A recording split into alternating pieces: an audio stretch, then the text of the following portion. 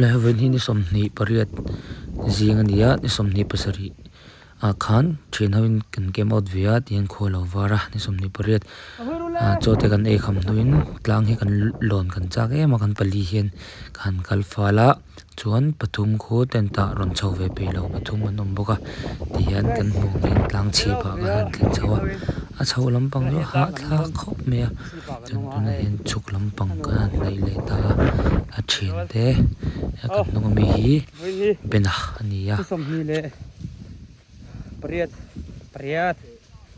Они. Два. Чизи пате. Yeah. Yeah. Just right there. Guys, guys. Hey, suai guys. Hey. Amorpa. Hey. Sang ngon mấy cái vô view kìa. Hey. Đâu chụp cái lắm nè. Đây rồi. Ô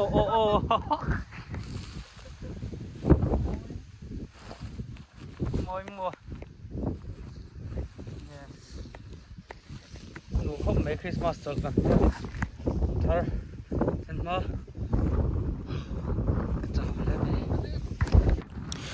tiếng kan bungin tlang chi pakan lon chu kha khu lai khu kan ri na mun khan ya kan chen te pathum an lom boka chon ke mani pali hi tlang chi pakan lona thian na khop me ya boro kan no wa an lon chau hi chu ha thak ve deuh na chu kanin chhir lo tlang ani an dum kan ti a pathian thil sim lo moi je te pot hian ching takin ka han bu fi le thea an dum kan ti khop mai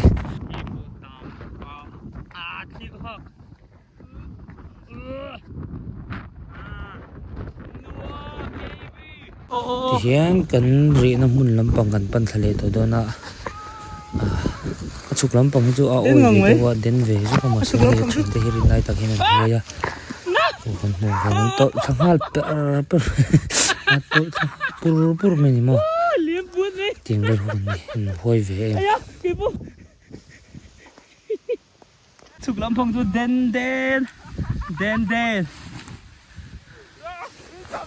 ya पाते हैं खता लुंग लेंग दे लो छुतरे हाय इचिरा अनल तो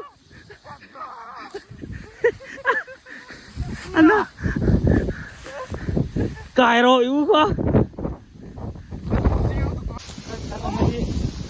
आलू Kong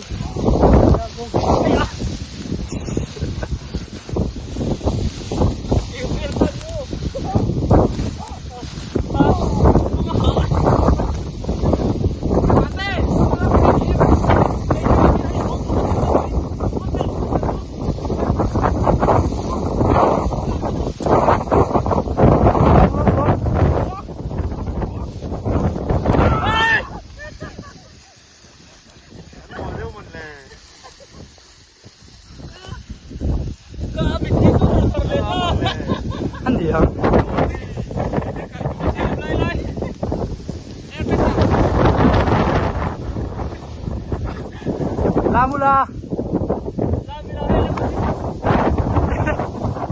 Ito kan chuk chake. Minit nga.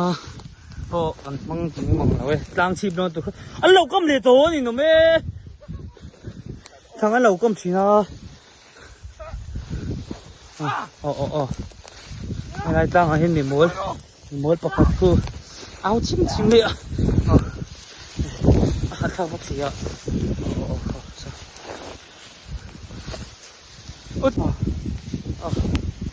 Văn hạ thầu này áo chọc tối môi chứ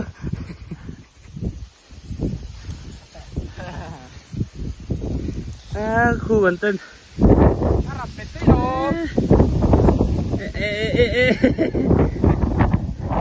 bạn đi lấy nó thì sẽ tổ hư muốn học tên hay gần tên sẽ rất tổ ngày năm rồi làm nó chung này quen rồi khi là chỉ bảo hiểm guys koi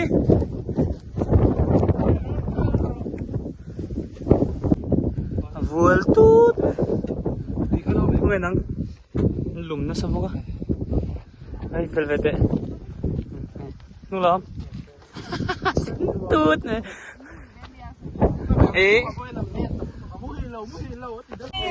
em đừng có thấy chị rồi đấy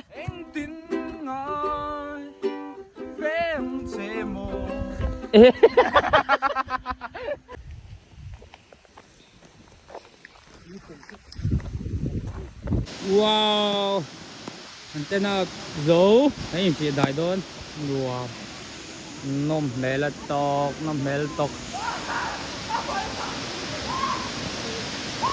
lê bia à lê dùng thật đó wow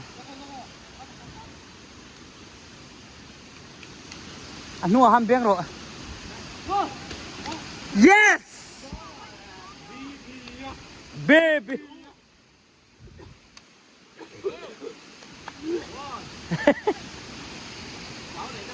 Trô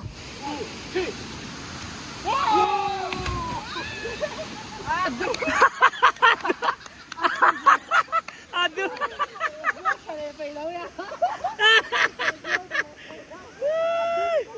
Duh masuk sungka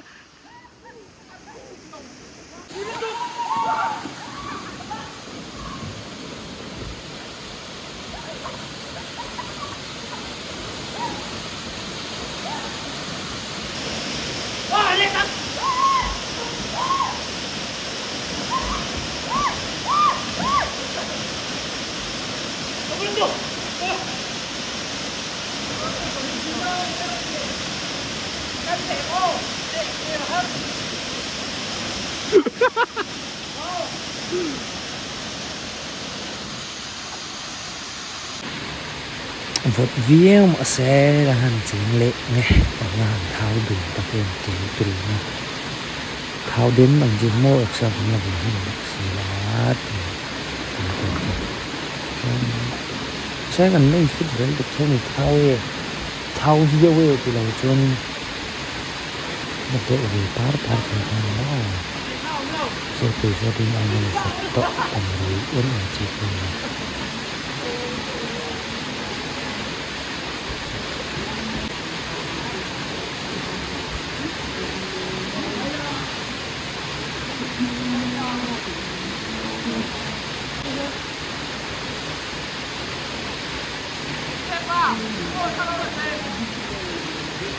Hãy subscribe